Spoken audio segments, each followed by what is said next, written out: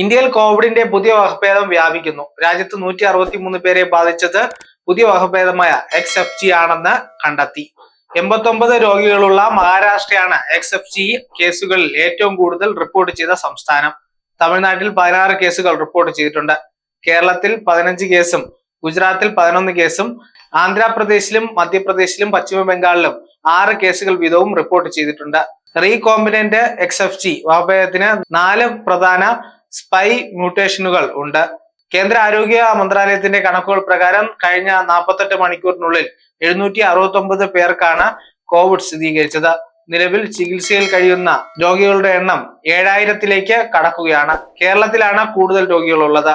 ഗുജറാത്ത്, കർണാടക, ബംഗാൾ, ഡൽഹി എന്നിവിടങ്ങളിലും പ്രതിദിന രോഗികൾ കൂടുതലാണ്. News desk zag news. നേരിന്റെ വാർത്തകൾ നിങ്ങളുടെ വിരൽത്തുമ്പിലെത്താനായി സാഗ് ന്യൂസ് ചാനൽ സബ്സ്ക്രൈബ് ചെയ്തും ഷെയർ ചെയ്തും ഒരു ശരിയായ മാധ്യമ നിലപാടിനൊപ്പം നിൽക്കാൻ ഞങ്ങൾ നിങ്ങളെ ക്ഷണിക്കുന്നു.